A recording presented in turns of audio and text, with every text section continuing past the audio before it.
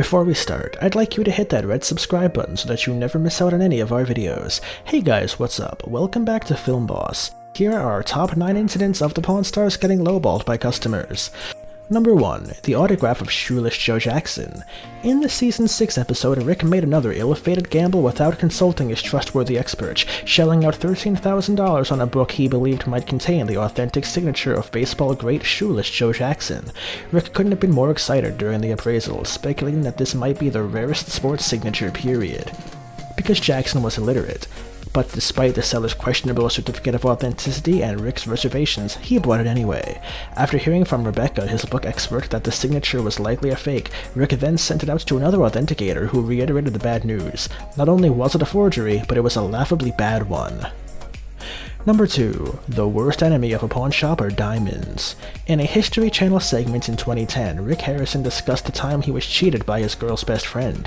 In a sharp suit, a man came who was looking for a pair of diamond earrings. Harrison asked all the right questions, the seller gave all the right answers, and even had a receipt. Harrison forked over $40,000. 3 days later, the police showed up. The jewelry was stolen. The diamonds were given back to the victim and the criminal paid the price, but Harrison was still out his $40K.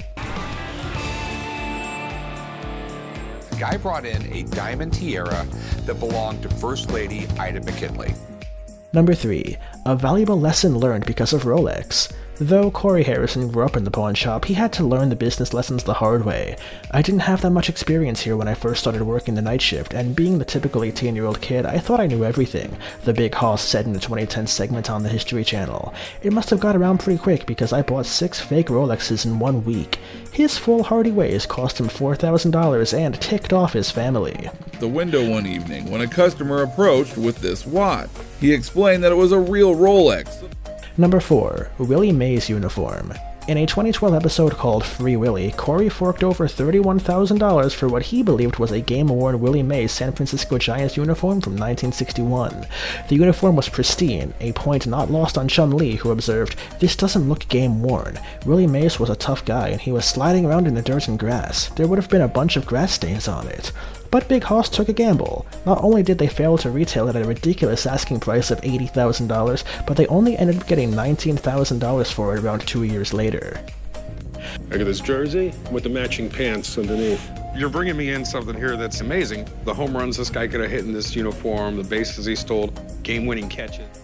Number 5. Wells Fargo Strongbox. In a 5th season episode called Corey's Big Play, Rick dropped $450 on what he believed to be a 19th century Wells Fargo strongbox, only to have his high hopes of profit shot down by show regular and expert Mark the Beard of Knowledge Hall Patton, who called the box a complete fantasy piece.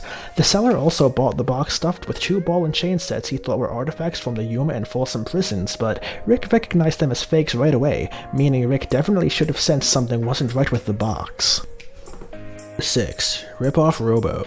Chumley wanted to buy Robosaurus, a 31-ton fire-breathing transforming Tyrannosaurus Rex that feeds on trucks, cars, and small planes.